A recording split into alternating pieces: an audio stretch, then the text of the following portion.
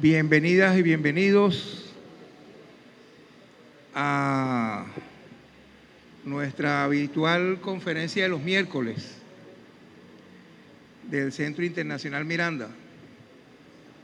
Estamos reunidos aquí, reunidas en la sala del Centro de Estudios Históricos, aquí, presidido por el camarada Omar Hurtado Rayuxen, a quien una vez más le agradecemos que nos haya cedido el espacio, que ya es tradicional para los lugareños. Por ahí está Saturno, que me preguntó de qué va hoy. Él viene habitualmente sin conocer el tema. Sin conocer el tema no, sin conocer de qué se trata el tema. También saludamos a nombre del ministro del Poder Popular para la Educación Universitaria, Ricardo Sánchez, y de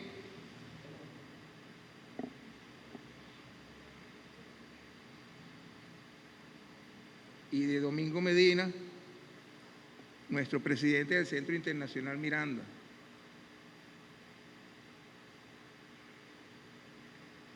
Aquí estoy poniendo el teléfono en vibración. Agradezco que las y los asistentes sigan el ejemplo que Javier está dando.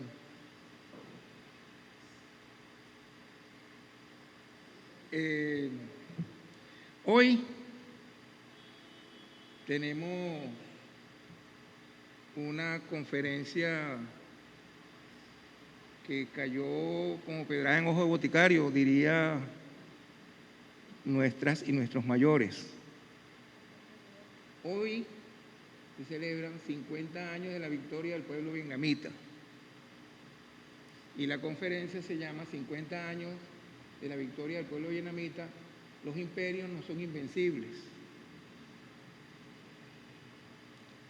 Hay quienes dicen, hay una película cubana que creo que es de Julio García Espinosa, que dice, que se llama Tercer Mundo, Tercera Guerra Mundial. Es un documental. Y allí él expone que cuando una guerra es guerra mundial, por la cantidad de países que intervienen, por la cantidad de efectivos y efectivas que estuvieron en la guerra, la cantidad de bajas, la cantidad de armamento, la cantidad de munición. Y si hacemos esa cuenta, entonces esta guerra de Vietnam debería ser la tercera guerra. Guerra de Estados Unidos contra Vietnam debería ser la tercera guerra mundial. Porque superó a las otras dos guerras en alguno de esos ítems que ellos tienen. Yo particularmente creo que las guerras son mundiales cuando gana el bando de los Estados Unidos. De lo contrario, no son mundiales, porque perdieron los Estados Unidos. Y Vietnam, con la victoria que estamos celebrando hoy, demostró que los imperios son invencibles. En Venezuela es muy importante esta victoria, sobre todo reseñarla ahora cuando tenemos la revolución bolivariana del socialismo del siglo XXI. Y en primera, así le dicen los periodistas, ¿no? En primera dice, hace 50 años Vietnam derrotó a Estados Unidos. El 30 de abril de 1975 los vietnamitas expulsaron a los invasores gringos. Eso es lo que estamos celebrando hoy, con una conferencia que está a cargo de nuestro camarada Ángel Bastidas.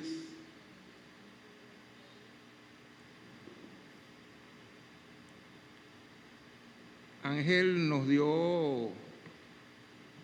un elocuente currículum que gracias al equipo de protocolo nosotros hicimos un pequeño resumen, pero que aquí está lo esencial. El currículum se llama Apuntes de un ñángara. Tras debutar como militante comunista en el barrio La Trilla, de la parroquia Altagracia y el Liceo Agustín Aveledo de La Pastora, Ángel Bastidas González, Noé, Pascual, Ramón, Andrés y Rafael Cruz en Moscú, se graduó de militante en su recorrido por los calabozos de la DIGEPOL y la cárcel Modelo de Caracas, donde tuvo profesores probados en la lucha clandestina, como Julio Cabello, Trino Melián, Pablo Campins, Héctor Rodríguez Bauza, Antonio García Ponce, Luis Gemiro Arrieta, Jorge Valero y pare de contar.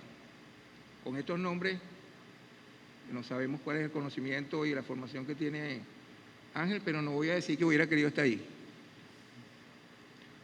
Pero hizo el grupo de comunistas convencido en la Escuela Superior del Komsomol de Moscú en 1969. Tras la división del Partido Comunista, Bastidas retomó los estudios en el Instituto Pedagógico de Caracas y la Universidad Central de Venezuela, donde se licenció de comunicador social. Retornó al activismo político en medio del huracán chavista, que lo llevó a la Misión Sucre, donde impartió clases de comunicación social por 4 años, y en 2006 formó parte del equipo de camaradas que constituyeron la Casa de la Amistad y la Solidaridad Venezuela-Vietnam, que presidió el periodista Octavio Beaumont, y donde militaron los camaradas guerrilleros que capturaron al militar gringo Michael Smollett el 10 de abril de 1964. El 28 de agosto de 2007, Ángel Bastidas fue enviado por el entonces canciller Nicolás Maduro como diplomático en la embajada de nuestro país en Vietnam, donde estuvo 10 años. Desde Hanoi escribió 400 columnas, Xin Chao, así se dice, Xin Chao, que fueron publicadas por el Correo del Orinoco. Actualmente esa columna es publicada los viernes por Ciudad Caracas. O sea, pasado mañana podemos leer la columna. En Hanoi, el gremio de periodistas premió el libro Xin Chao, escrito por Bastidas en Hanoi, que además fue traducido al vietnamita por la editorial de Guiol, Mundo. En Venezuela, Xin Chao fue editada por El Perro y la Rana en el marco de la Filben de 2017. En Hanoi fue articulista para BOP, la mayor red de emisoras de Vietnam. Nuestro ponente tiene una nieta llamada Hanoi, que hace 8 años nació en Hanoi y que sueña con estudiar en la Universidad de Hanoi. Ese es nuestro ponente del día de hoy. Creo que no cabe duda de que domina el tema, por lo menos ha estado en Vietnam más de 10 años. La idea es, como siempre, que escuchemos al camarada Ángel Bastidas. Yo ayer hacía memoria de cuando conocí a Ángel. Lo comenté con él allí y le dije que eran más de 50 años, más o menos, cuando estábamos alborotando Caracas para lograr lo que hoy estamos viviendo, la revolución bolivariana, en parte. Bueno, nos falta, pero hace 50 años estábamos en eso. Ángel es un consecuente camarada nuestro, militante de la revolución, y bueno, vamos a darle la palabra. Sí, chao. Sí, chao. Comentábamos en esa conversación sobre el cementerio, sobre la Lincoln, que era un emporio de jóvenes comunistas importante, ¿no? Sobre todo aquella familia de los los Vargas Medina, que una familia de guerrilleros, pues.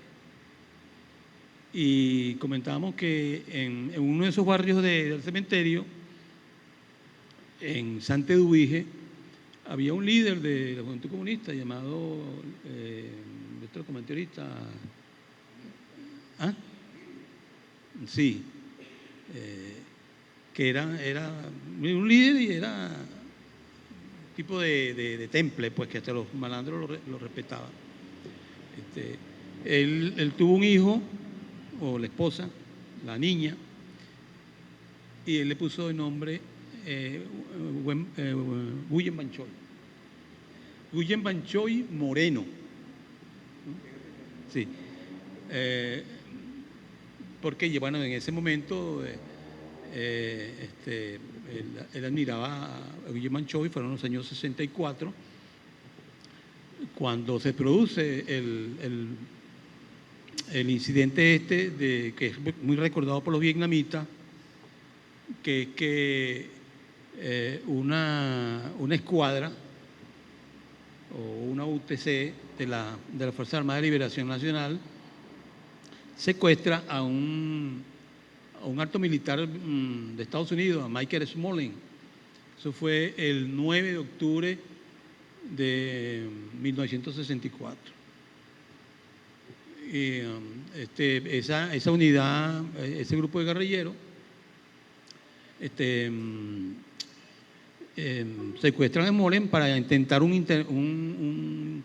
intentar liberar a Guyen Banchoy, que había sido condenado a muerte en la vieja Saigón, y para intentar ese intercambio, pues evitar que fusilaran a Guyen Banchoy, que era de la vieja Saigón, pues, era un guerrillero.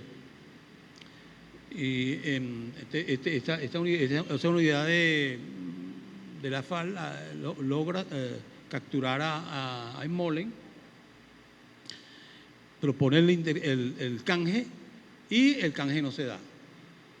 Los guerrilleros venezolanos del destacamento Olivier Gubernel liberan a Smollett, y el Departamento de Estado, que era el que decidía, porque Estados Unidos en ese momento mandaba ya, pues, en el sur de Vietnam,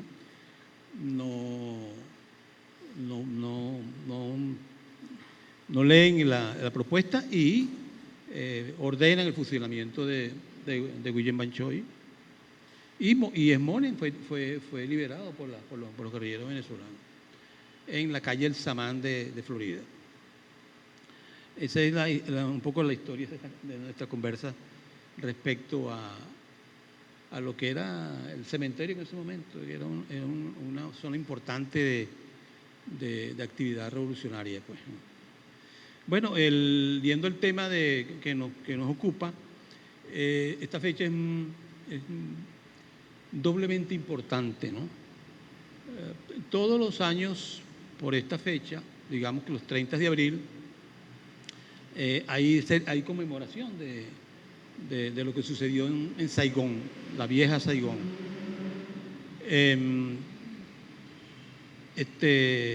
Pero esta celebración de los 50 años son los 50 años de la estampida yanqui del sur de Vietnam. Pero la ocupación, la invasión a Vietnam es desde 1858, ¿no?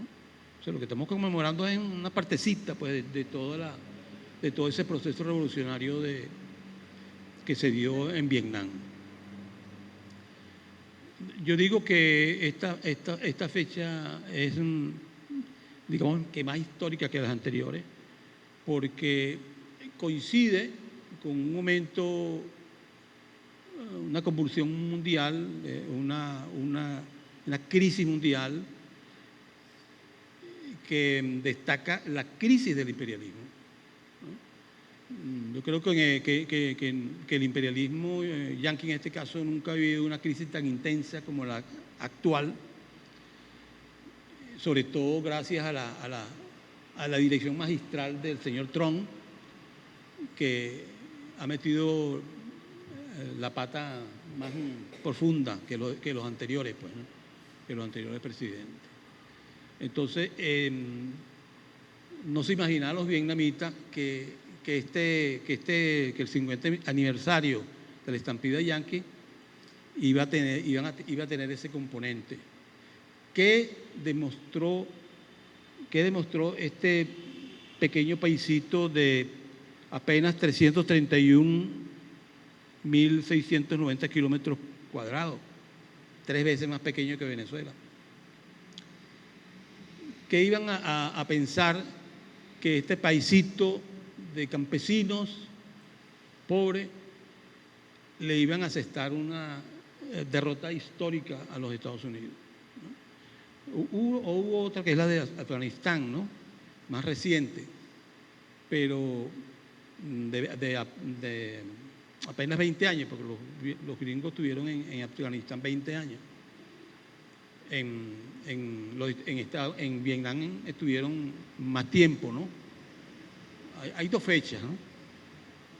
Pero dentro de mi óptica, dentro de mi apreciación de lo que yo conozco de Vietnam, son más o menos 30 años.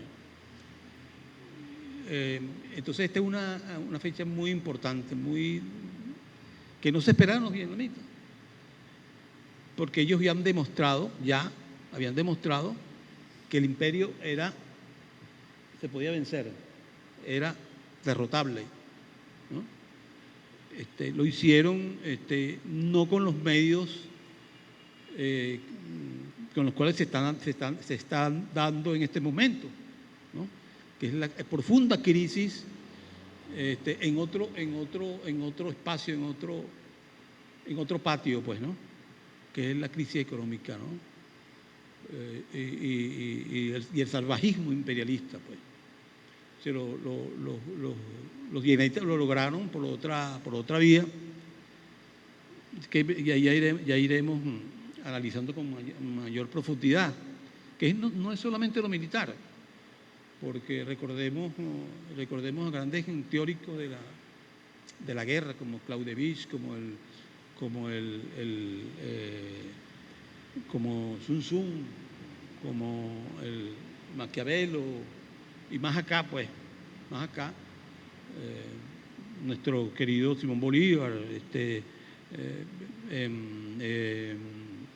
digamos que Fidel Castro, los sandinistas, Francisco Morazán, Sandino, y nuestro comandante Hugo Chávez, que planteaban que la guerra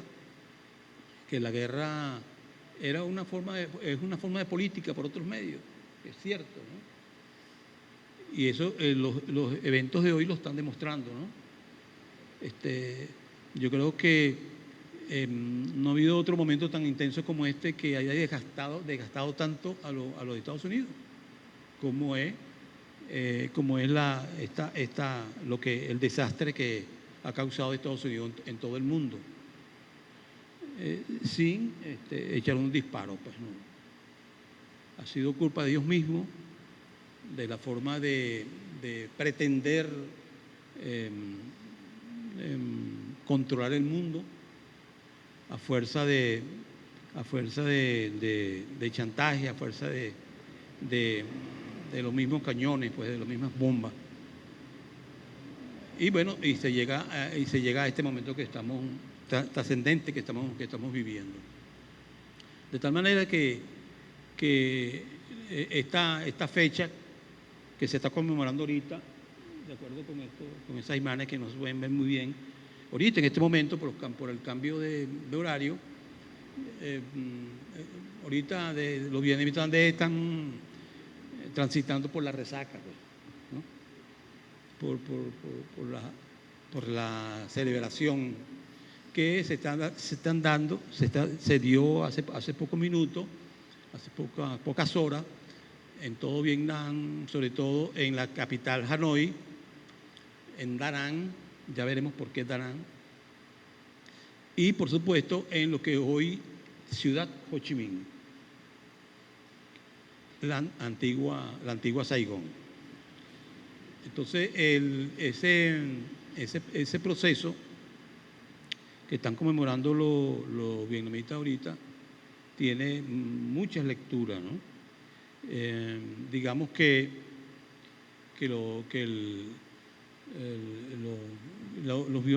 con la llegada de los franceses en el año 1858, que llegan por la ciudad de Da Nang. La ciudad de Da Nang está en lo que era Annam, ¿no?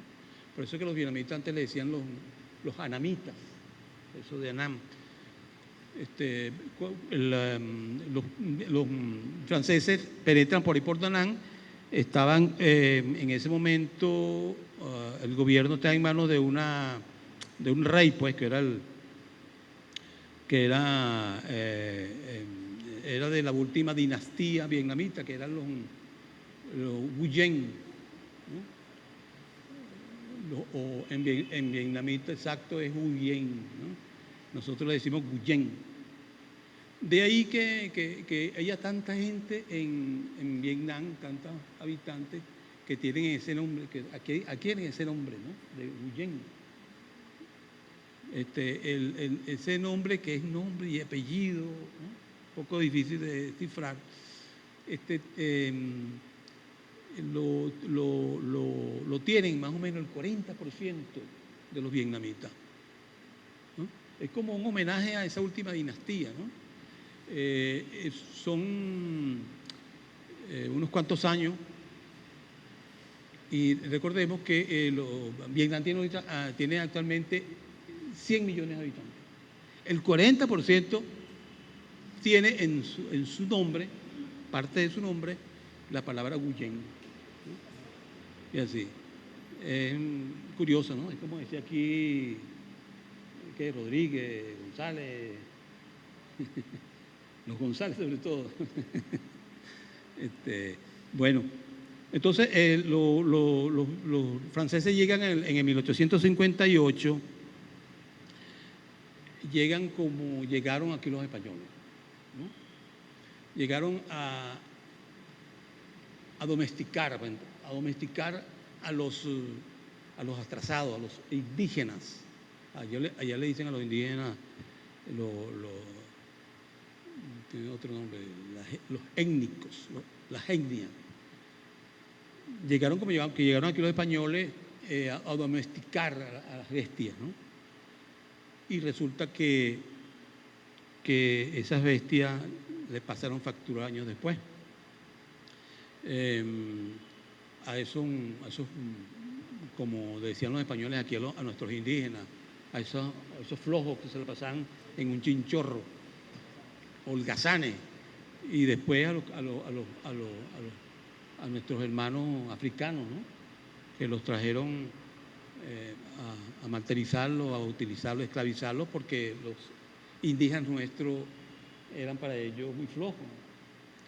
Pero resulta que lo que eran rebeldes, ¿no? Como Guacaipuro y compañía, ¿no? Entonces llegan en ese año 58, esclavizando, y en la propia esclavitud y feudalismo, ¿no?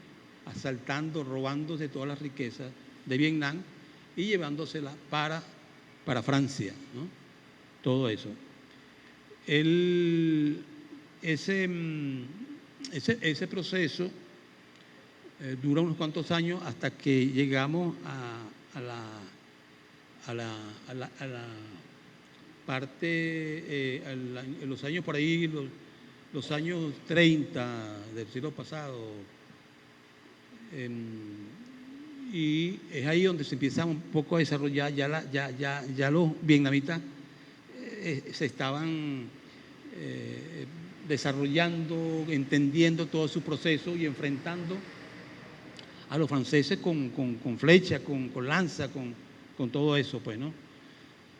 Pero es por ahí por los años 1930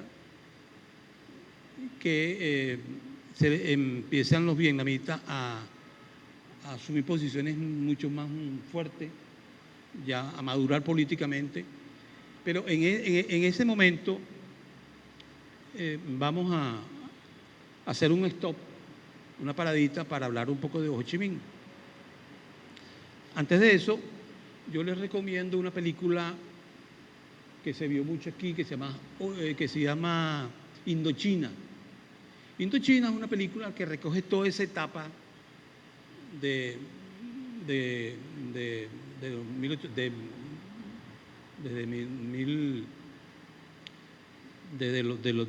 cuando llegan de la propia esclavitud y de los franceses aquí.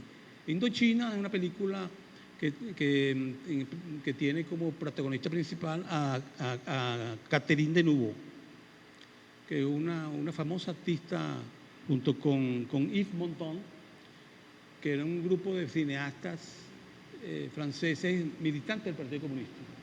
Entonces es una extraordinaria película, muy dentro de toda la barbarie, una película muy, muy bien elaborada, muy bien hecha, que refleja pues cómo los franceses asaltaron a Vietnam, pues, ¿no? Ya Vietnam, los franceses le habían quitado el nombre, ya no sé, ellos dividieron a Vietnam en tres porciones: el Tonkin, que era el norte, Anán, que era el medio Vietnam, y la Cochinchina. La Cochinchina era el sur de Vietnam. Ellos se repartieron pues a toda esa parte, pues, a todo lo que era Vietnam, pues, ¿no? Entonces les dije que íbamos a hacer una paradita en los años 30, porque hay un episodio, una serie de episodios determinante para lo que pasó en Vietnam después. Y es que en el año 1911 tenía Ho Chi Minh, que no se llamaba Ho Chi Minh con todo eso, ya le he hecho la historia de Ho Chi Minh. Ho Chi Minh tenía 21 años. Ho Chi Minh nació en una aldea por allá llamada Kim Lien. Nació con el nombre de Nguyen Sinh Cung. Después pasó a llamarse Nguyen Tai San y después Nguyen Van Ba, ¿no? Eso de los seudónimos es otra historia, ¿no? Otra historia. Entonces, Ho Chi Minh vivió en Kim Lien, en su provincia, en su pueblo. Él vio desde niño todo ese proceso de la lucha encarnizada del pueblo vietnamita, con las uñas, pues, ¿no? Y fue tratando de entender cómo era ese proceso de liberación, pero no lo entendía totalmente. Entonces él se atrevió, ya era un joven con inquietudes, porque su padre era un mandarín, un doctor mandarín de segundo grado, intelectual, y entonces él andaba con su padre para todas partes. Entonces lo llevaba y tuvo oportunidad un poco de acceso a una educación, una mejor educación. Estudió en francés en la ciudad de Hue. En Hue estaba el gobierno real, ¿no? Donde estaba el rey, pues, ¿no? Van Dao. Entonces él reflexionaba mucho sobre eso, le inquietaba la lucha, que él no le veía una brújula a esa lucha de los campesinos vietnamitas. Y entonces da un paso trascendental, que es que se decide ir a Europa. Se va a Europa. En ese momento Europa era la ciudad luz, pues, ¿no? Había un gran movimiento patriota, había estaba por ahí andando ya ese fantasma que recorrió el mundo. Está reciente la obra de Carlos Marx y Federico Engels. Y entonces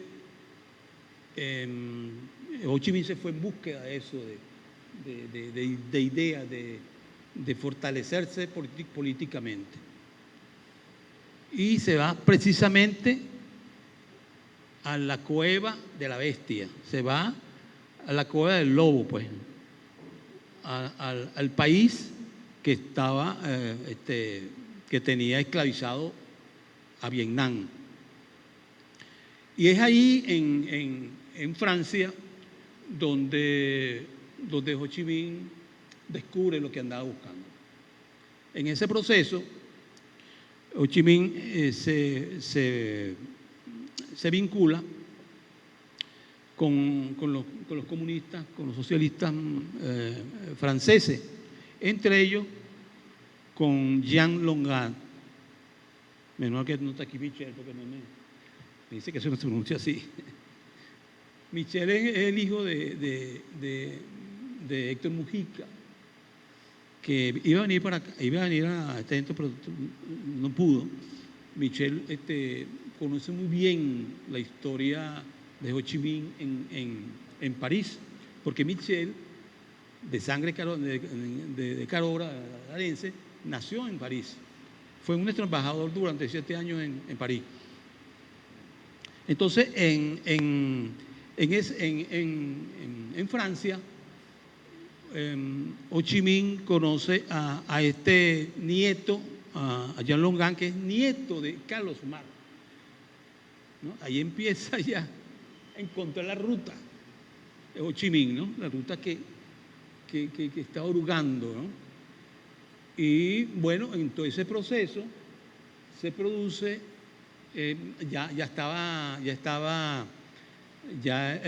las fuerzas socialistas tenían presencia importante en toda Francia, en especial en París. Y entonces este nieto de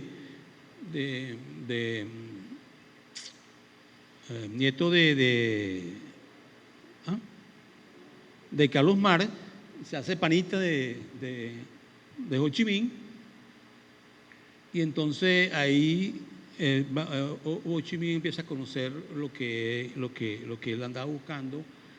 En el interín se produce la revolución rusa, ¿no? En octubre, el 17 de octubre. Entonces ya él empieza a tener una visión más importante del movimiento revolucionario mundial, y se hace militante del Partido Socialista, ¿no? donde estaba este nieto de Marx. Ahí se hace periodista no de escuela, ¿no? Periodista, digamos que comunicador popular, de eso que estamos desarrollando nosotros en estos momentos. Y se convierte en un colaborador. Primero mejora su francés, ¿no? Francés para poder escribir artículos, y entonces empieza a escribir en el Populaire, que es el medio informativo del Partido Socialista.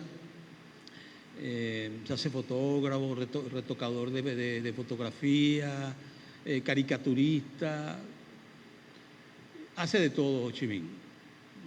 Y entonces después se produce un proceso de división del Partido Popular, y del Partido Popular nace el Partido Comunista de Francia.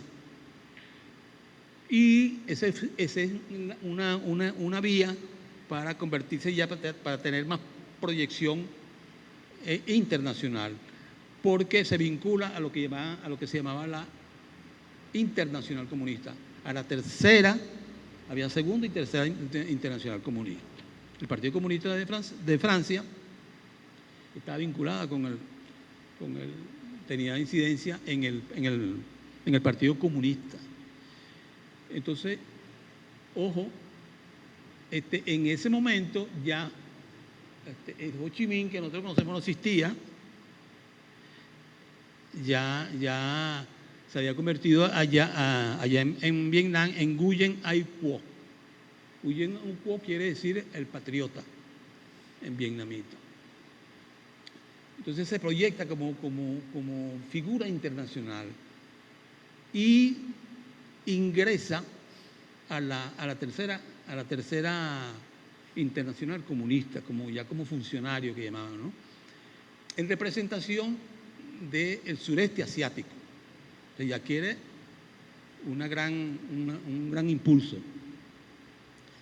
Entonces, ese es Nguyen Au Co, que todavía no le había dado paso al otro seudónimo de él, que Ho Chi Minh.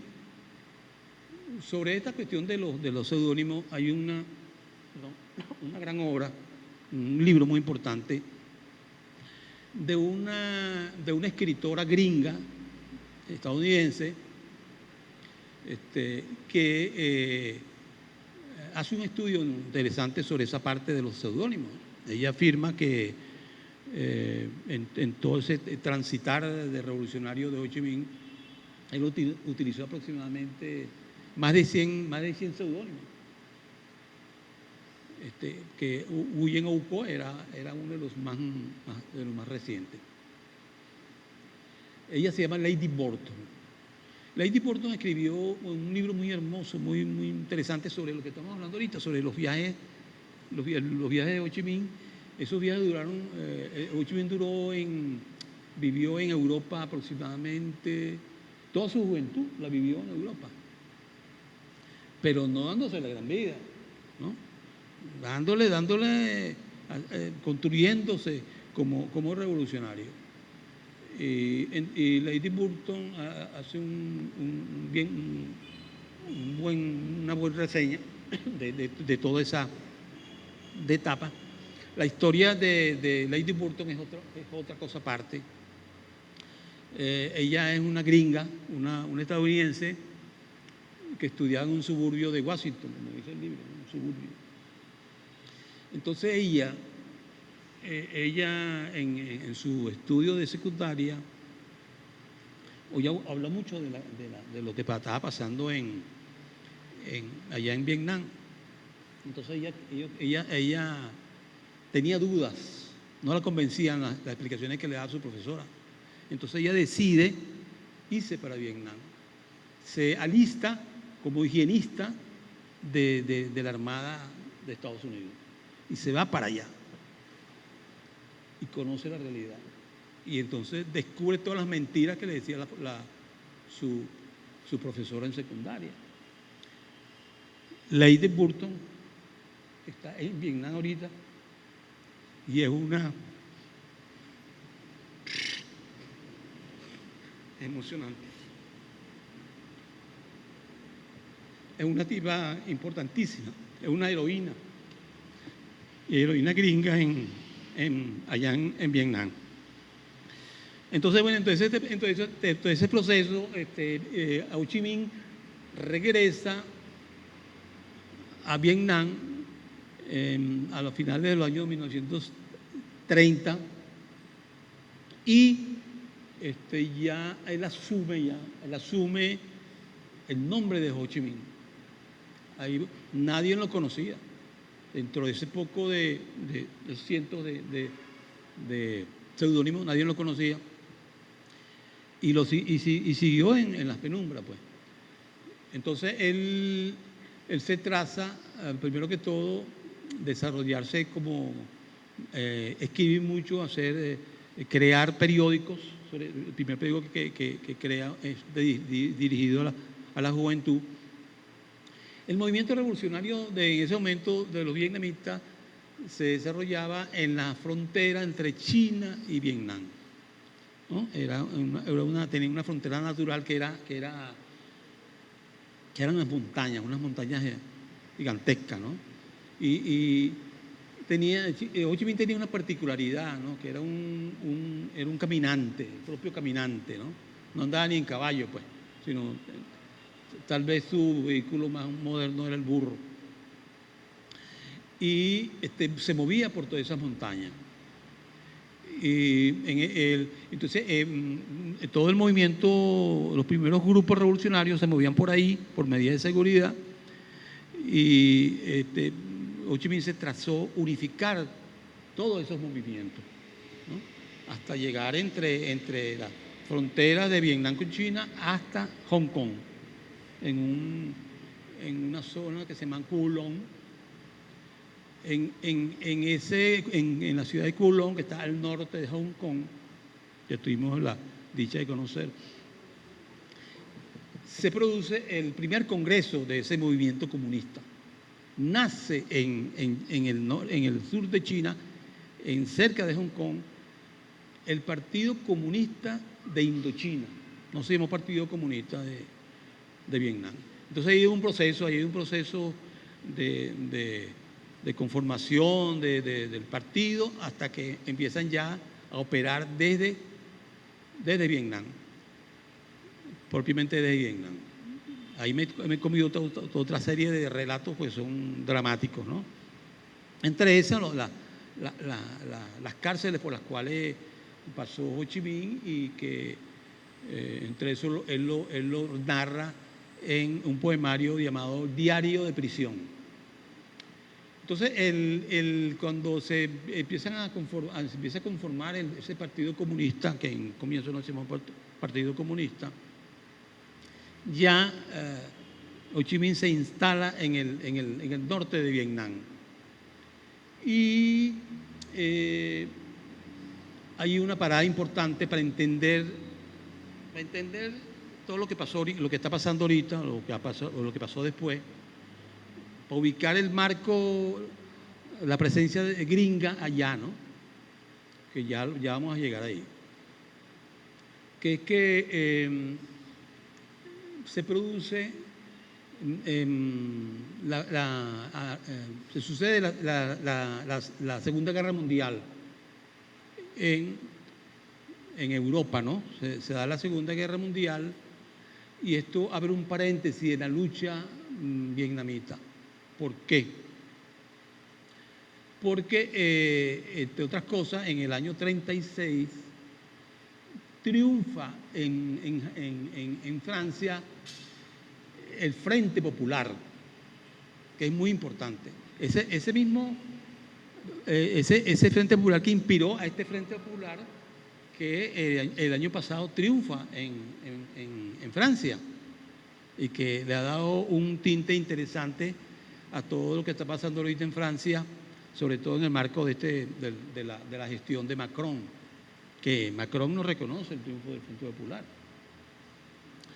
Entonces, triunfa el Frente Popular en Francia, y se abre un compás en la lucha revolucionaria, en la lucha del pueblo vietnamita. Y liberan muchos presos, dan ciertas libertades, y se fortalece el movimiento revolucionario vietnamita. Y ya está la presencia de Ho Chi Minh. Aquí es que se valora todo eso que hizo Ho Chi Minh, toda esa decisión de Ho Chi Minh de a los 21 años haberse ido a Europa, ¿no? Aquí está floreciendo todo eso que él sembró, ¿no? Y que queda una característica muy, muy particular en la formación de Ho Chi Minh como uno de los grandes dirigentes comunistas del mundo, porque Ho Chi Minh se convierte realmente en una figura pública importante ya como un adulto mayor. Cuando joven, él dedicó su juventud a formarse, y es cuando florece como una gran figura, más de los 50 años. Y es que ahí se convierte en un líder. Entonces, en ese momento que ya Nguyen Âu Co se convierte en Ho Chi Minh, se empieza a organizar, la revolución con más precisión. No, en ese momento no existía el ejército. El movimiento vietnamita no tenía ejército. Eran grupos que no tenían formación militar, ¿no? Entonces, esa misión le tocó a Ho Chi Minh, y se encuentra Ho Chi Minh con un personaje decisivo, importantísimo en la vida de Vietnam, que es Nguyen, Ngo Nguyen Giap. Tengo el Nguyen Giap. Nguyen Giap se convierte en el líder militar sin haber pasado por una academia militar.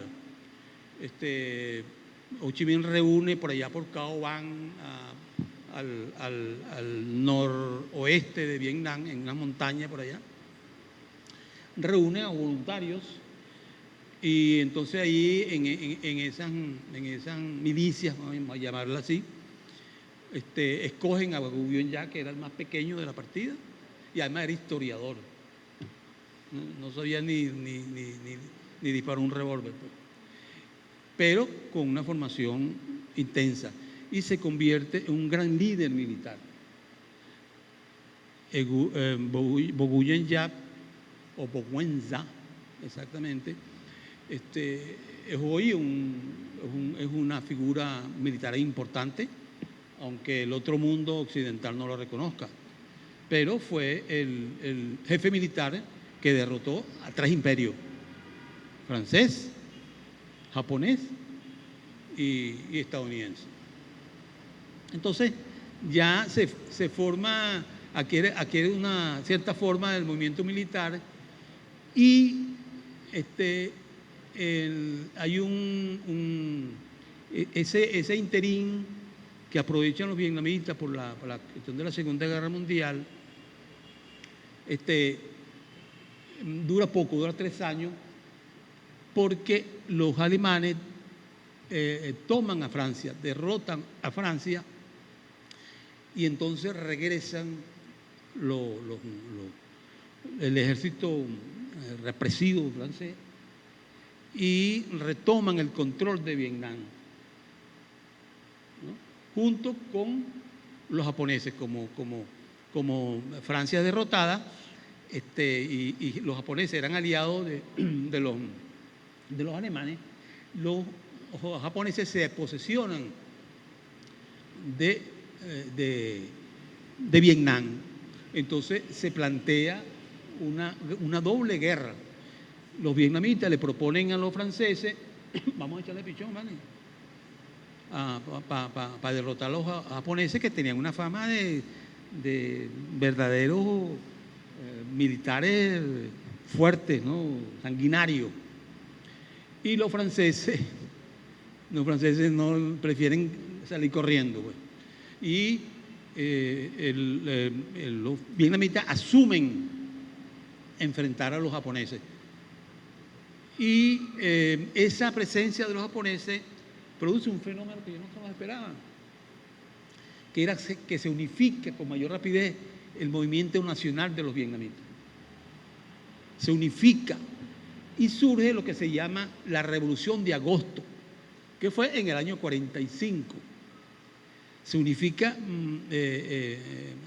todo Vietnam, y derrotan a los japoneses, todo el pueblo vietnamita, sin armas modernas.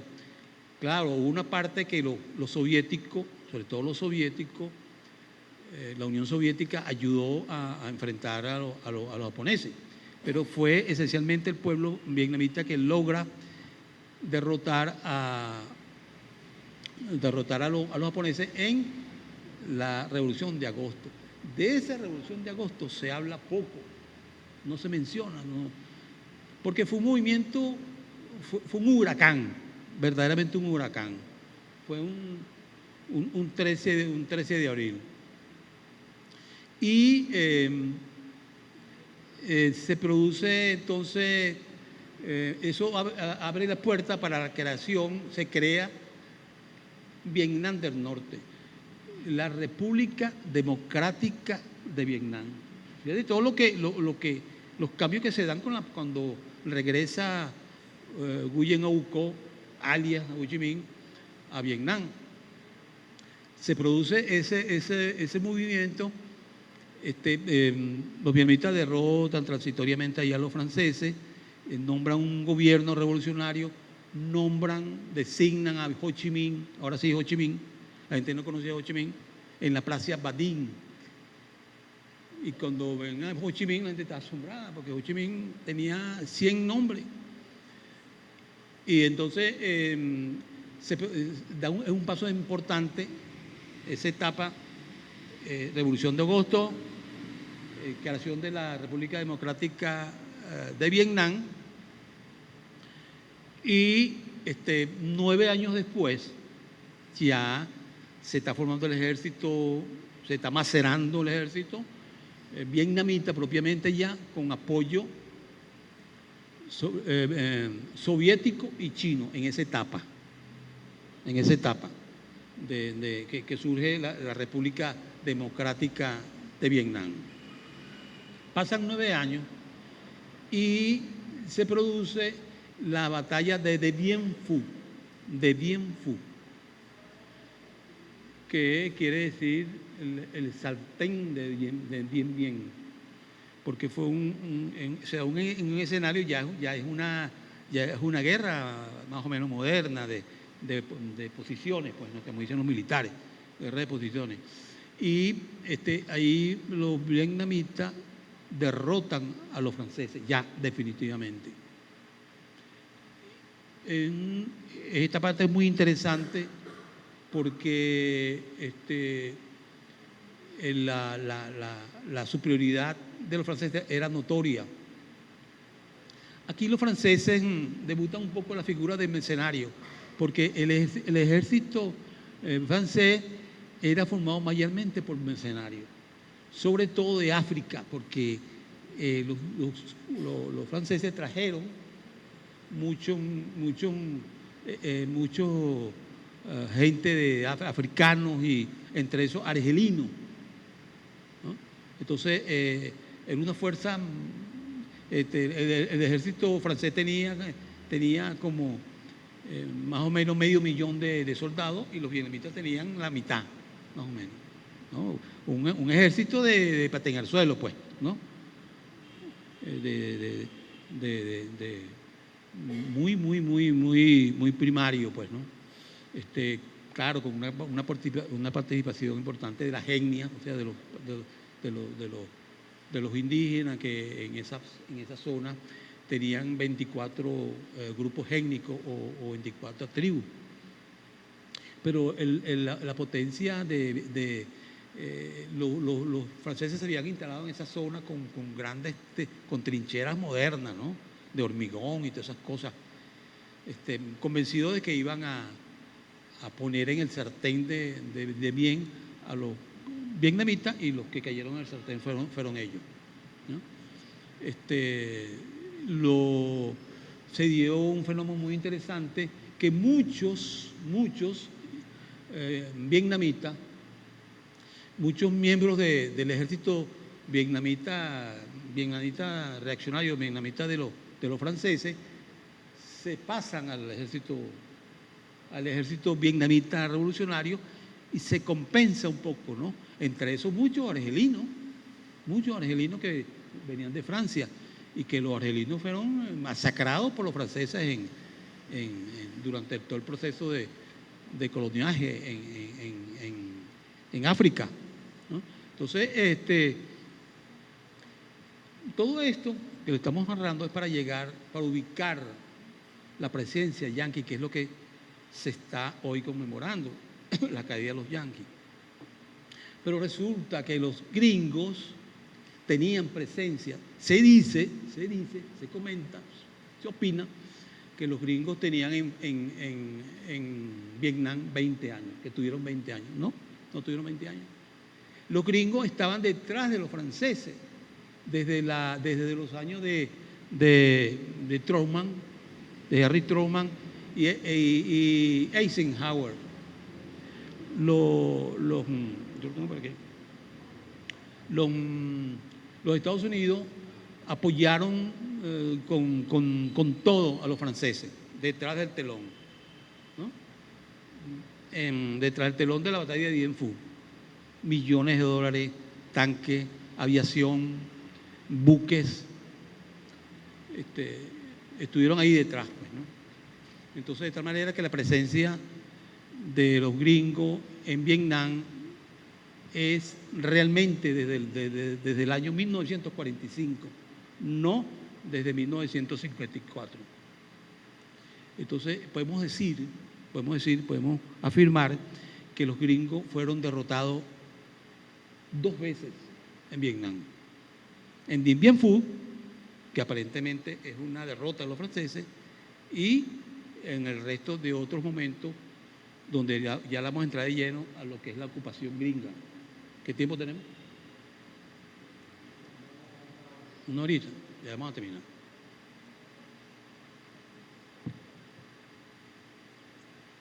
Después que caen los franceses en Dien Bien Phu, se produce el acuerdo de Ginebra. En el acuerdo de Ginebra se llegan a muchas conclusiones, entre eso es que el país queda dividido en 2 partes, Vietnam del Norte y Vietnam del Sur, por la línea del paralelo 17. Por supuesto se van los franceses y por supuesto los gringos patean la mesa y se van al sur, van a ocupar los espacios que tenían los franceses, entre eso a la vieja Saigón, la capital del sur. Se violan todos los acuerdos de Ginebra y deciden seguir la guerra, pues. Los vietnamitas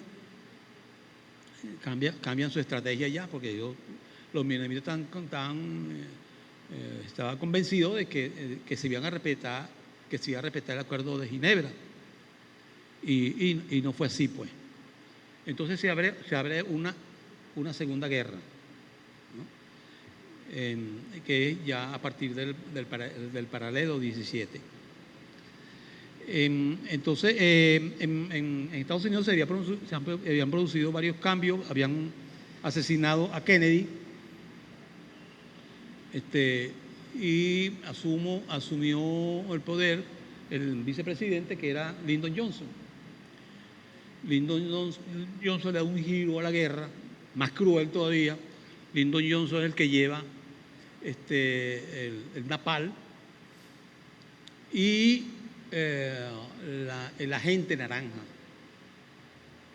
Ellos inventan un falso positivo, Lyndon Johnson, en el Golfo de Tonkin. Inventan que un barco, una nave gringa fue atacada por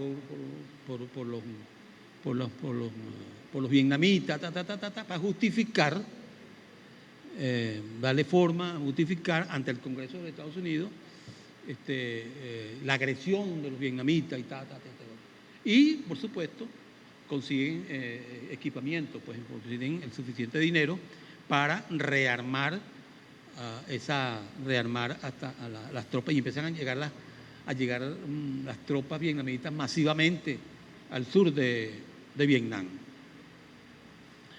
La historia cambia totalmente.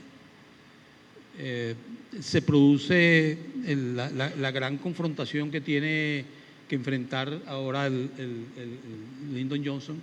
Ahí hay cantidades, ya millones de muertos, por el uso del napalm y por el uso de la agente naranja. Y se le presenta se da una gran confrontación militar inédita en Vietnam, que es la ofensiva del Tet. La ofensiva del Tet es muy importante. Fue un enfrentamiento militar muy particular, que está muy vinculado a la historia, a la historia de las viejas guerras en Asia, no solamente en el sureste asiático, sino en Asia en general. Entonces, los vietnamitas, es una batalla de aproximadamente 100.000, más de 100.000 soldados de parte y parte. ¿Por qué se llama la ofensiva del Tet? Porque los vietnamitas aprovechan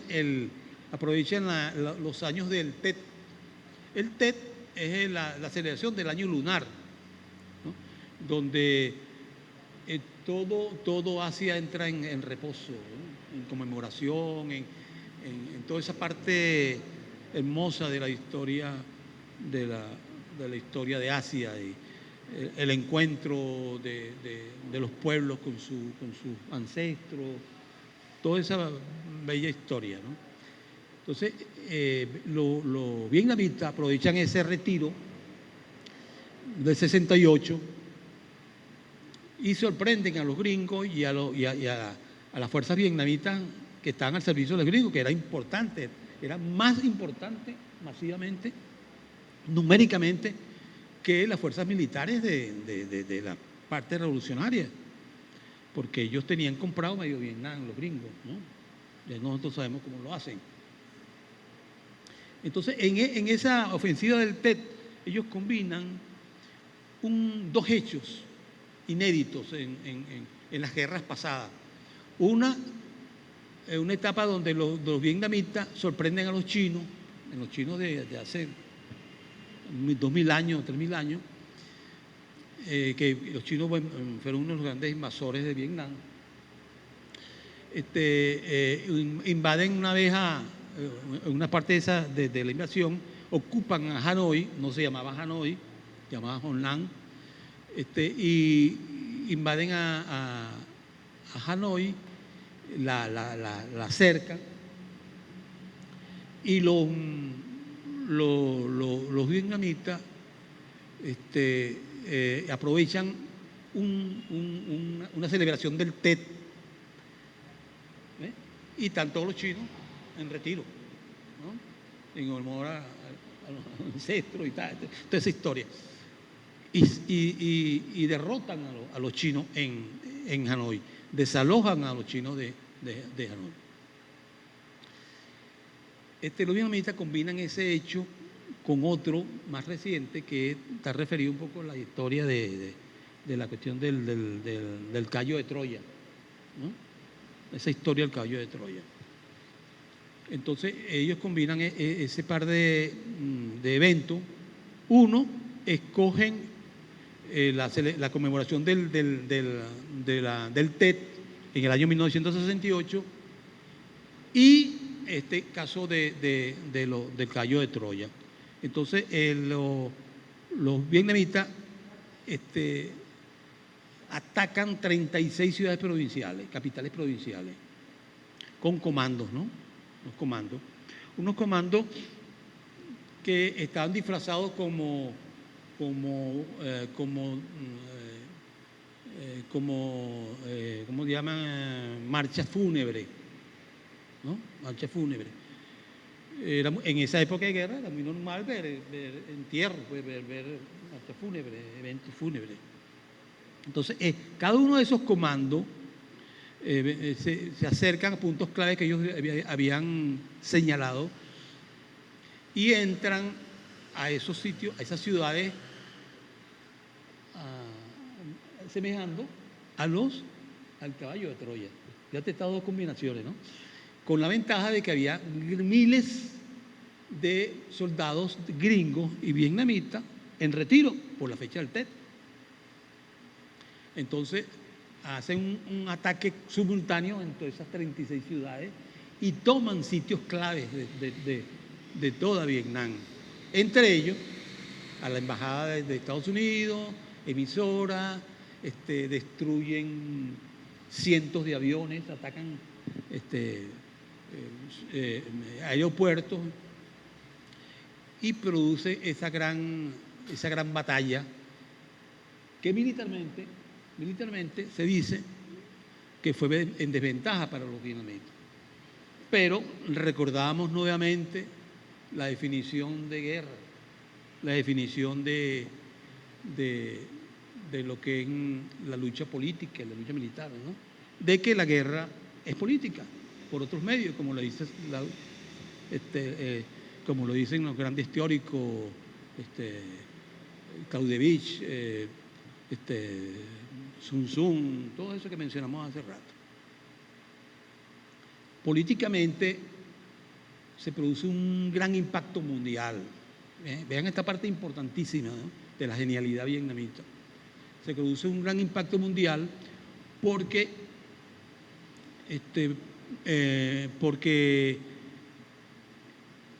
influye mucho en Estados Unidos, ¿no? Entonces vale la pena ahorita recordar lo que está pasando en Estados Unidos ahorita. Se produce un gran movimiento nunca visto en Estados Unidos. Ve las universidades de grandes figuras musicales como John Baez, como Bob Dylan, todo eso músico, ¿no? Y el movimiento universitario y el movimiento de los excombatientes en Vietnam, movimiento, lo que llamaban ellos los veteranos, ¿no?, que se convierten en líderes, ¿no? Recordemos aquel concierto en Nueva York, el movimiento hippie, que produce un impacto político importante. Ese mismo año 68 se da en Francia el Mayo francés. En el Mayo francés nacen muchas consignas a favor de Vietnam, como aquella consigna de Ho Chi Minh. Esa consigna nace en el Mayo francés, ¿ya?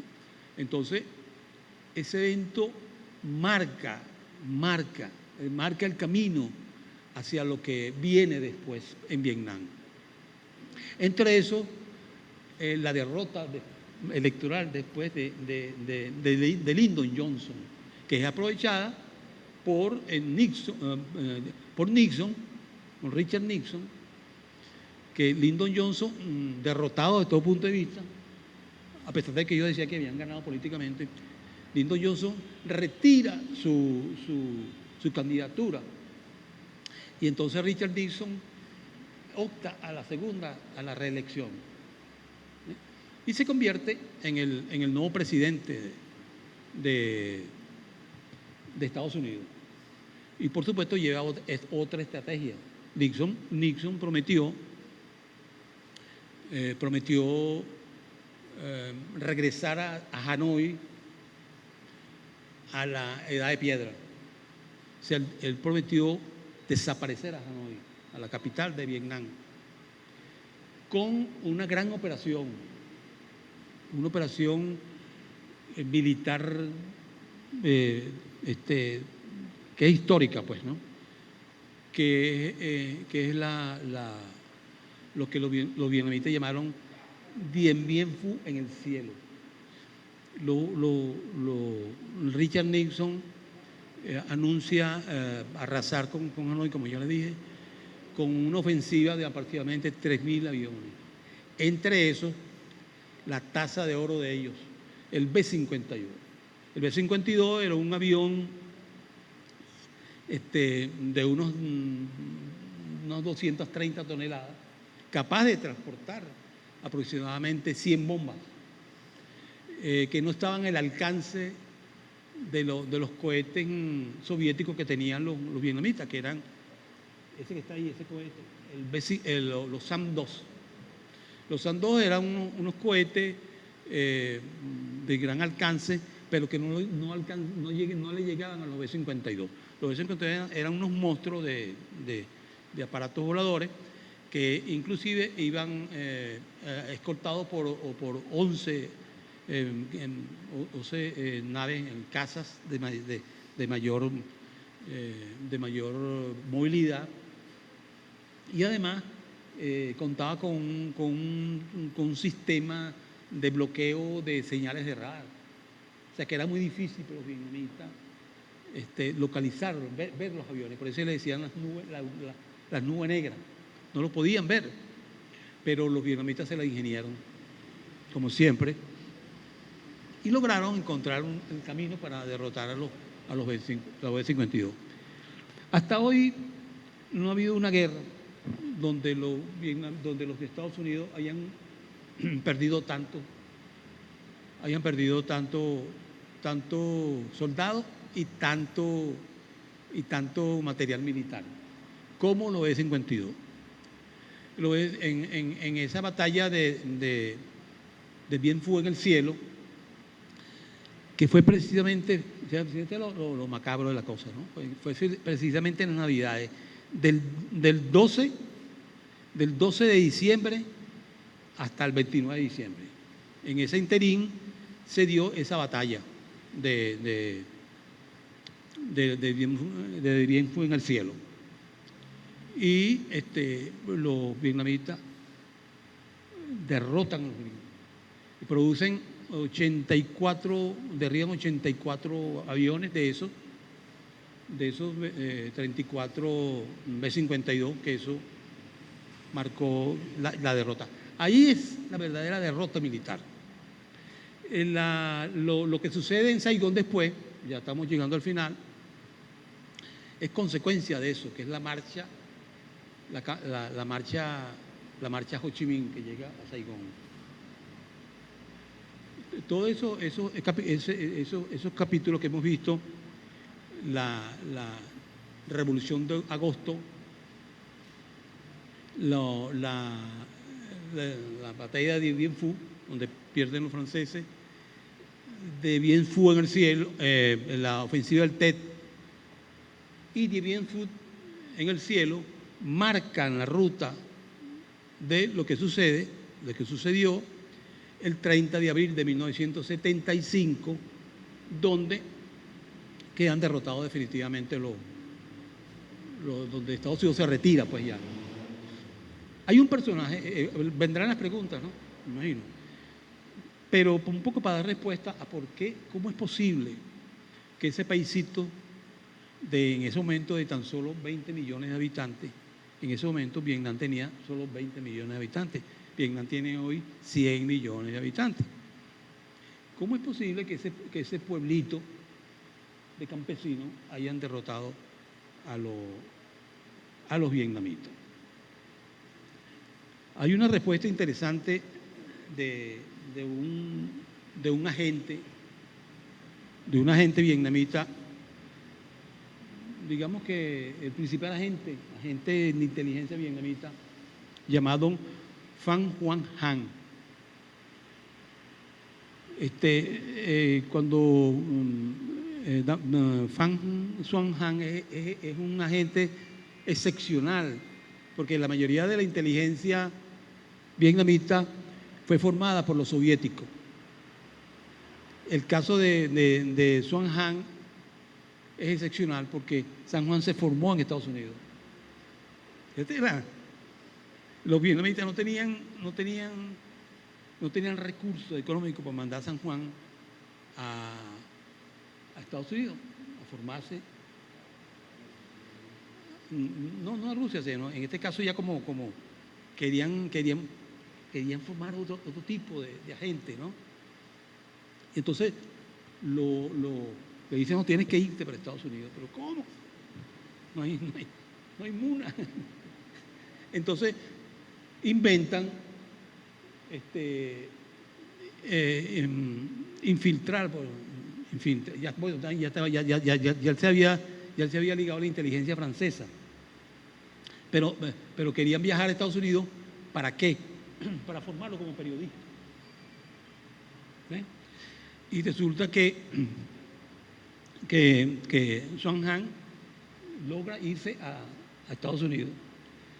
En Estados Unidos se gradúa de periodista y se convierte en un gran reportero, un reportero estrella del Time, de Reuters y de las grandes agencias, ¿no? Sobre todo el Time, que era la revista emblemática de Estados Unidos. Y se forma ya. Y entonces eso le abre espacio en toda la administración gringa en Saigón, hasta el punto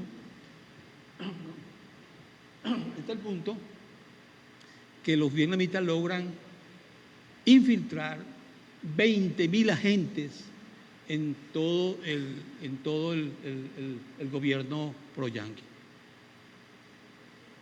en todo el gobierno de Saigón. Además, la tercera parte de la burocracia del gobierno no eran agentes, pero eran militantes de la revolución. O sea, estaban cercados. Entonces, esa es una de las explicaciones de la derrota yanqui, ¿no? No solamente la inteligencia, pero sí de que el mismo San Juan Han dice que ellos logran la victoria por lo siguiente, ¿no? Dice San Juan en uno de sus libros, escribió un libro muy importante, dice: durante la guerra norteamericana, nosotros emprendimos la guerra del pueblo, movilizamos la fuerza de todo el pueblo. Estados Unidos, calculó el costo y no vio ganancia, ¿no? Es la historia de ellos, de Estados Unidos, de la guerra como negocio. Entonces llegó un momento que ellos concluyeron que la guerra era ganancia. Exactamente. Los gringos querían convertir a Indochina en una gigantesca base militar al lado de China. Y vean lo que ha pasado después. ¿Qué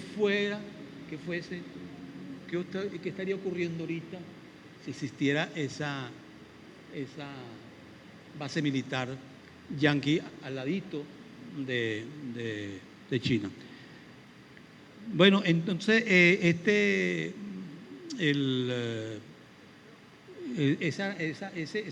razonamiento de Xuan Han es muy acertado, porque